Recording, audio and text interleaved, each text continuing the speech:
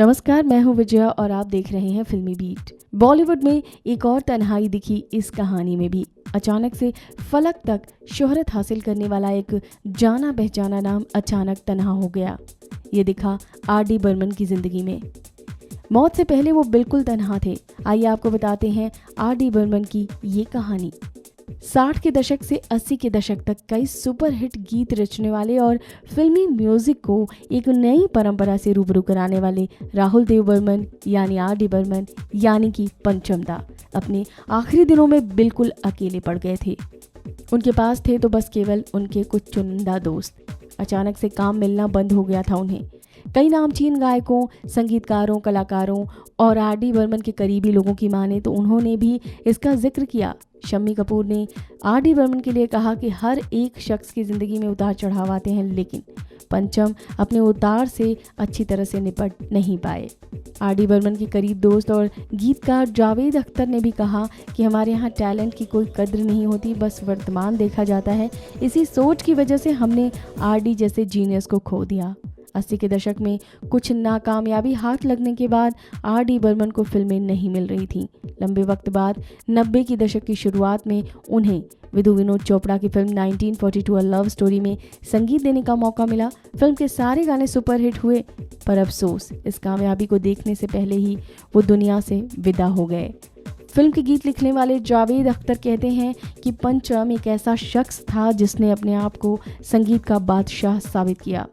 RD. को करीब से जानने वाले बताते हैं कि शुरुआत में ही उनमें विलक्षण प्रतिभा थी। उन्होंने अपने पिता एस.डी. बर्मन के कई गानों को रिकॉर्ड किया, पर क्रेडिट कभी नहीं लिया। आर.डी. बर्मन बेहद उतावले इंसान थे। जब वो संगीत रच रहे होते थे तो वो काफ़ी बेचैन रहते थे, लेकिन इसके बावजूद भी संगीत में उनके एक बेहतरीन ठहराव था। आर.डी. बर्मन के करीबी दोस्त में से एक रहे गुलजार ने कहा कि फिल्म इजाज़त का गाना मेरा कुछ सामान तुम्हारे पास पड़ा है, जब मैं उन्हें सुना रहा था तो पंचम को लगा कि मैं उसे कोई सीन सुना रहा हूँ।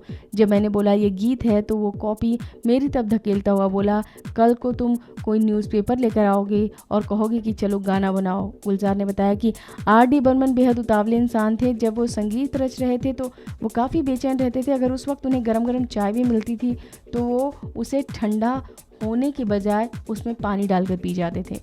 पंचम दा पर एक डॉक्यूमेंट्री भी बनी पंचम अनमिक्स्ड के नाम से। पंचम अनमिक्स्ड को ब्रह्मानंद सिंह ने बनाया था और इसे राष्ट्रीय पुरस्कार भी मिल चुका है। लता मंगेशकर ने भी माना पंचम जीवन के आखिरी दिनों में बहुत उदास हो गए थे। उन्होंने कहा कि पंचम जैसे प्रतिभावान संगीतकार के लिए काम मिलना बंद हो जाना जीते जी वाकई मौत जैसा ही है। पंचम बहुत दुखी थे। कभी कभी वो उनसे अपना दुख साझा करते थे। लता का कहना था कि आज भी उनको याद करके मुझे बेहद दुख होता है। ये जगह पंचम के लिए इतनी क्रूर बन गई सिर्फ इसलिए कि उनके कुछ गाने नहीं चले। दुख की बात तो ये है कि बेहद कम उम्र में और उदासी में उनकी डेथ हो गई। वाकई एक वक्त बाद जब आपके पास कुछ नहीं बचता तो ऐसे में ज़िंदगी में उदासी आना लाजमी है, और यही हुआ पंचम दा के साथ भी। इस वीडियो में फ़िलहाल इतना ही।